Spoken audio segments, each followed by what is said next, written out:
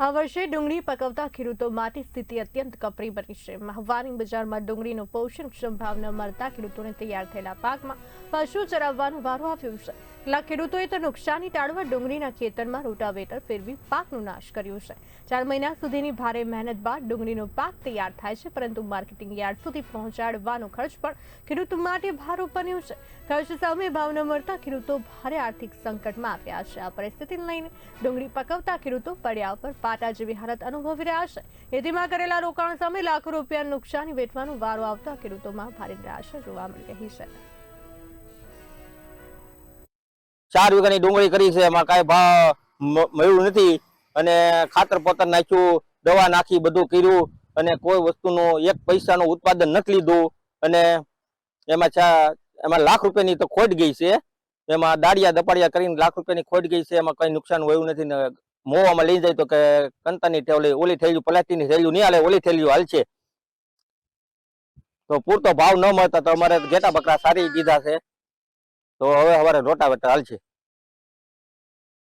ભાવનગર જિલ્લાના મહુવા તાલુકાની અંદર ડુંગળી પકવતા ખેડૂતોના હાલ થયા છે બેહાલ। અત્યારે ડુંગળીના પોષણક્ષમ ભાવ નહીં મળવાથી ખેડૂતો ડુંગળીનો નાશ કરવા માંડ્યા છે। કોઈ ખેડૂતો ઘેટા બકરા અને પશુઓ ચરાવી દે છે, તો કોઈ ખેડૂતો રોટાવેટર મારી દે છે। તો એક ખેડૂત આપણી સાથે છે। તમારું શું નામ છે? મારું નામ છે ભૂપતભાઈ અને તમારે કેટલા વીઘાની ડુંગળી હતી? મારે 8 વીઘાની ડુંગળી હતી, એમાં 1 લાખ રૂપિયાનો ખર્ચો કર્યો અને છેલ્લે મારે ઘેટા બકરા સારવા પડ્યા, ભાવ નતા આવતો અને બગડી ગઈ નુકસાનીથી ડુંગળી બગડી ગઈ ને ઘેટા બકરા ચરાવવા પડ્યા। અત્યારે કેટલો અંદાજે ભાવ માર્કેટિંગ યાર્ડમાં હોય છે? 100 રૂપિયા મળે। 100 રૂપિયા મને 100 રૂપિયા જ મળે, બરાબર। એમાં મારો ખર્ચો ન નીકળે, ખર્ચો તમારો નથી નીકળતો? નીકળે। ટૂંકમાં જે બારદાન હોય, જે વાટવાનો ખર્ચો, અહીંથી લઈ જવાનો ખર્ચો, તે ખર્ચો નથી મળતો, એટલે છેલ્લે કંટાળીને તમે કંટાળીને ઘેટા બકરા સારવા પડ્યા। એવા એક બીજા પણ ખેડૂત આપણી સાથે છે। તમારું શું નામ છે અને કેટલા વીઘાની ડુંગળી હતી અને એનો તમે નાશ જે ડુંગળીનો કર્યો, કેટલી નુકસાની વિગતે વાત કરો? હેમંતભાઈ મારું નામ છે। 4 વીઘાની ડુંગળી છે ને બગડી જાય એટલે રોટાવેટર મારી ગાયનું બકરા સરાવી દીધા।